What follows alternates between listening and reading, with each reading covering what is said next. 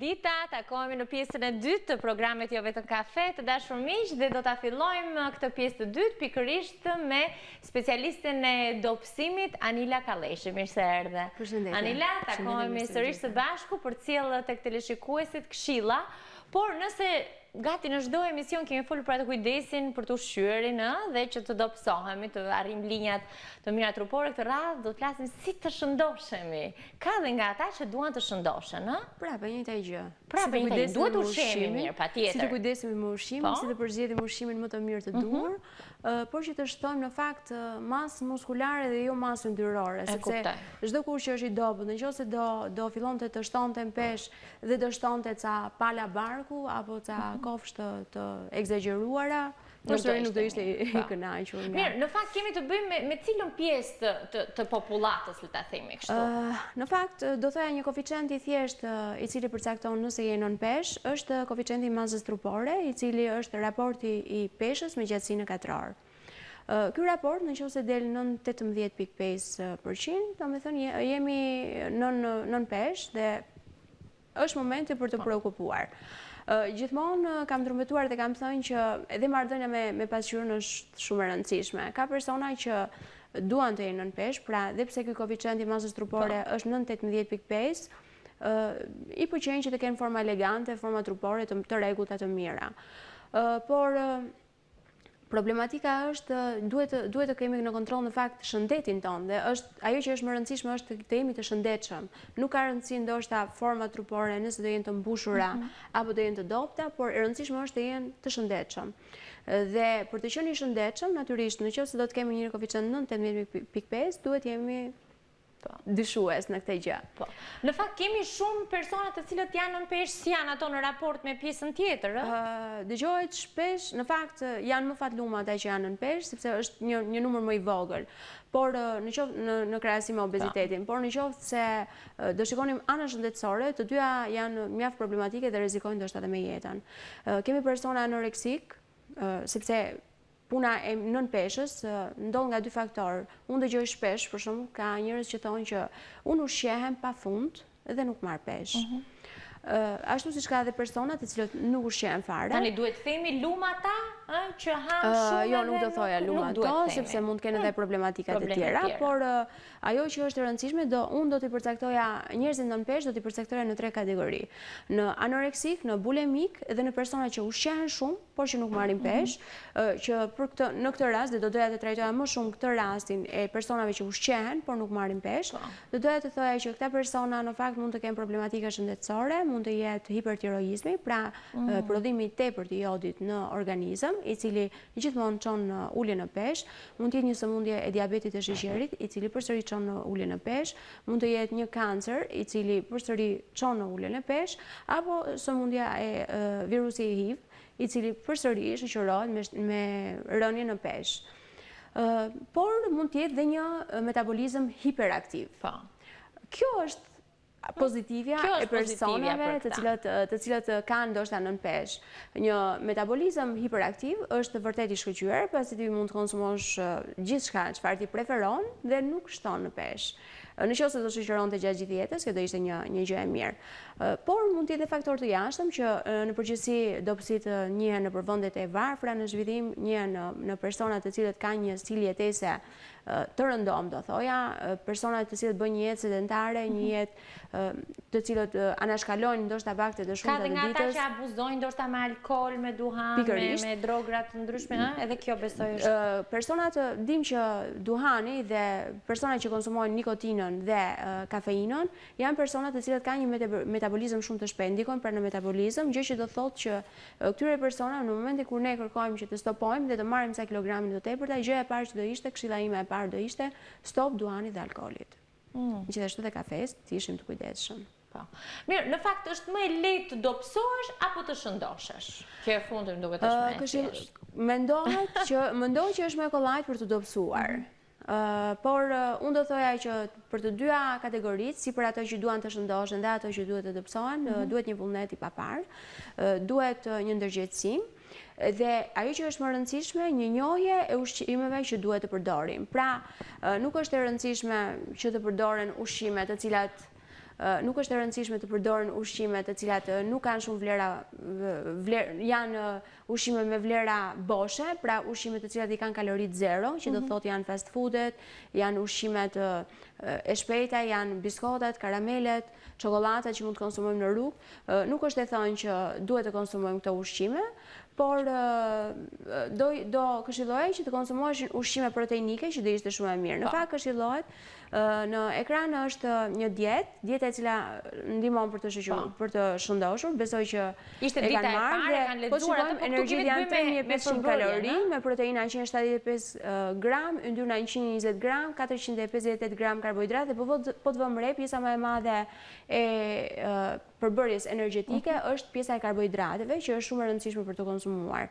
Kur bëhet fjalë për karbohidrate, nuk bëhet fjalë për të konsumuar sheqer në atë direkt sheqer, pra mbëlsirat, sepse vetëm ato mund të shëndoshemi, absolutisht jo, me karbohidrate fusim dritrat që janë shumë të mira. Në fakt do ishte shumë e mirë që të konsumoheshin drithra integral në mënyrë që atë shëndet që ne ta marrim në mënyrë më të shëndetshme të mundshme. Mos të marrim shtesat të tepërta dhjami, por të marrim kile të tepërta. Në fakt, në momentin kur ne vendosim për të marrë ca kilograme më tepërta, për të rritur masën tonë muskulare, do ishte shumë e mirë. Kjo është dita e dytë, menyja e ditës së dytë për të shëndoshur. Besoj se teleshikuesit të lexojnë, ndërkohë regjia e lë në mënyrë të tillë që ta lexojnë. Këto janë dhe vlerat energjike. 3494 kilokalori, proteinat janë 21% të nevojave ditore, pra 187 gram, yndyrnat 89 gram, 23% të energjisë, dhe karbohidrate 519 gram. Fibra 80 gram, hekur 39.35, kalcium 1700 mg. Pra po ta vëmë re, janë ushqime të cilat na ndihmojnë mjaft mirë për të pasur një rritje të kalorive. Në fakt, ku duhet të fillojmë dhe si duhet të fillojmë për të marrë shtesë? Do ishte shumë rëndësishme që të konsumojnë 6 vakte. Ku në këto 6 vakte, 3 vakte të ishte vaktet kryesore të ditës, që janë mëngjesi, dreka, darka, pa u anashkolluar absolutisht asnjëherë, dhe vaktet tjera të ndërmjetme janë vakti i paradites, i pasdites dhe i darkës 1 orë para se të flëm gjumë. Do ishte, po patjetër. Për personat që duan të shëndoshen, patjetër që mund të konsumojnë 6 vakte. Mirë, po mirë, sa të kujdesshëm duhet jemi nëse duam të shtojmë për shembull maksimumi 5 kg, jo më shumë. Në fakt duhet të këshillohen me specialistë. Pikërisht, në fakt është shumë e rëndësishme në këtë rast. Në fakt është shumë e rëndësishme, nuk ka rëndësi një dietolog, do ishte një nutricionist, do ishte shumë e mirë për të këshilluar, dhe në fakt do ishte shumë e rëndësishme për të njohur metabolizmin e secilit person, në momentin kur ai bën aktivitet fizik apo nuk bën aktivitet fizik. Në momentin kur ne kemi një person i cili bën një jetë sedentare dhe kërkon të shtojë peshë, thash dhe duke ditur që ai ndoshta nuk mund të ketë asnjë lloj nga ato sëmundje që ne përmendëm më përpara, pra hipertiroizmin, diabetin apo HIV-in apo ndonjë kancer të mundshëm, por ka një metabolizëm hiperaktiv, atëherë do ishte shumë e mirë që të këshillonim se sa është metabolizmi i këtij personi.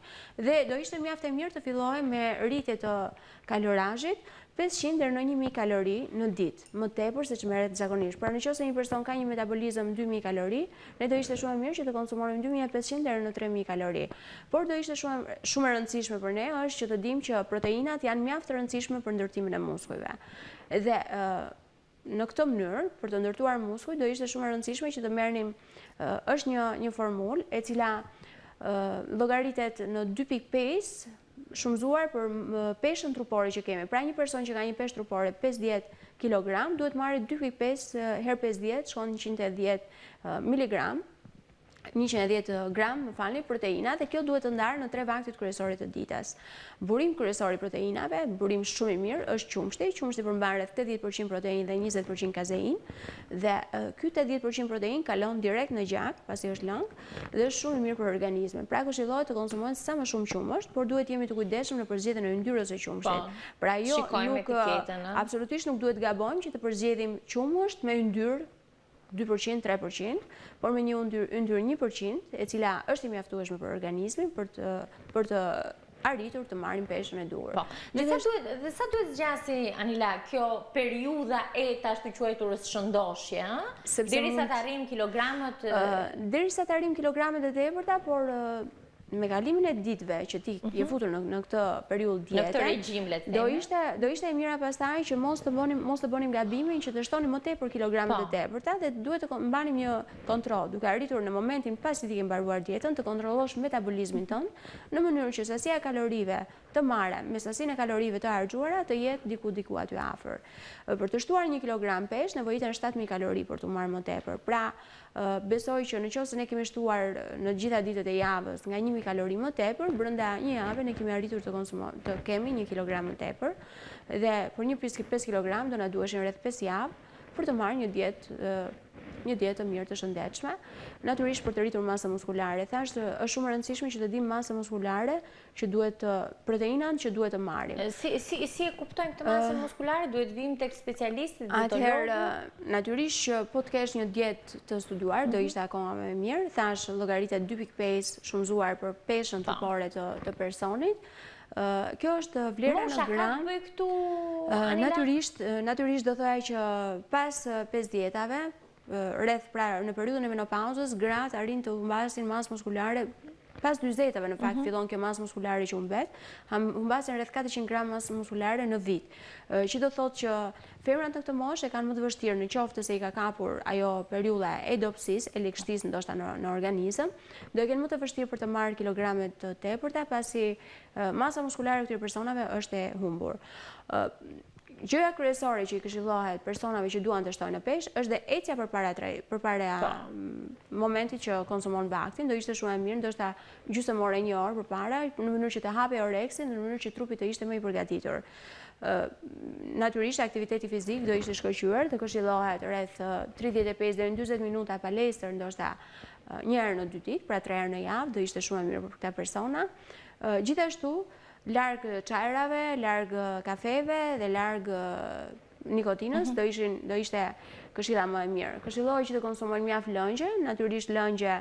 Kjo vajzë është nuk është bukur të jesh e shëndosh, po edhe nuk është fare ka peshuar 90 kg. Në fotën e parë është 19 kg dhe mjekët i kishin thënë shumë pak shpresë për të jetuar. Mendoj që ajo mund të jetonte edhe shumë pak ditë, kishte shumë pak ditë për të jetuar dhe kjo vajzë pas një aktiviteti fizik shumë të fortë, bënte vrap dhe ushqej me një dietë rigorozisht të kontrolluar dhe arriti nga 19 kg të vente në 58 kg dhe është një ndër imazhet që BBC-ja e ka përdorur vazhdimisht në luftën kundër anoreksisë dhe bulimisë apo personave që janë nën peshë pasi rrezikojnë mjaft shëndetin. Po. Mirë, nëse do të merrnim pak atë periudhën e adoleshencës, të paktën unë mbaj mend në adoleshencën time, kam qenë shumë e dobët, por besoj edhe një pjesë e mirë e adoleshentëve deri në një farë moshe janë të dobët. Pa përmendur atë pjesën e obezitetit që tash më duket sikur këto kohët e fundit po merr për masa. Në fakt, duhet shqetësohemi kur kemi të bëjmë me një trup të paformuar mirë si tek vajzat ashtu edhe tek djemt? Në fakt, deri në farë moshë 17-18 vjeç, apo? Kur bëhet fjalë për brezin e viteve 90, para viteve 90, në fakt ishte një brez që deri në moshën e adoleshencës, siç e the ti, kishte një masë trupore të vogël, të imët, jo shumë të formuar, jo shumë kolmoze. Ndërsa sot nuk mund të thuash këtë gjë, pasi veç shifrat tregojnë që fëmijët obez po shtohen dita ditës dhe problemet që sjell obeziteti tek fëmijët natyrisht janë të pafundme.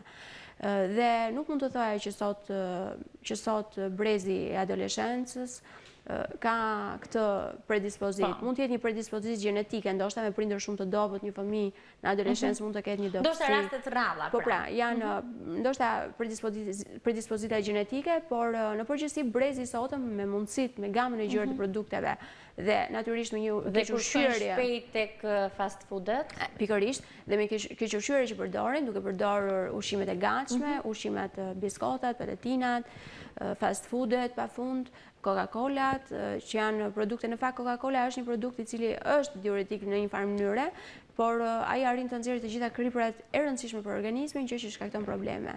Ndaj duke pasur kur konsumohen sasi të mëdha janë probleme. Kështu që duke konsumuar ushqime të tilla, pjesa më e madhe e adoleshencës janë të mbizhvilluar, ndoshta do thoja. Mirë, ne gjithmonë kemi diskutuar në studiot tona, në programet tona për të këqijat e shëndoshjes e mbi peshës, cilat janë të këqijat, anët negative të nënpeshës?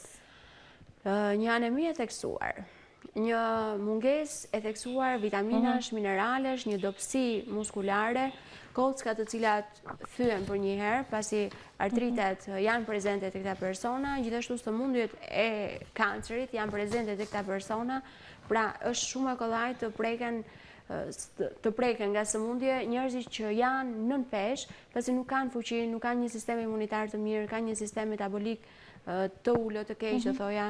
Dhe gjitha këto shkaktojnë problematika me të mëdha. Janë sistemi imunitar i tyre shumë i dobët, ndaj janë të prirur të preken nga virozet e shumta të stinëve. Janë shumë delikat, pra. Janë shumë delikat. Anemia që është një problematik tjetër. Mirë, në këto minuta ne i munduar që ti vim në ndihmë atyre teleshikuesve që janë nën peshë, që janë të dobët shumë. Ato persona që gjithmonë pretendojnë që ushqehen.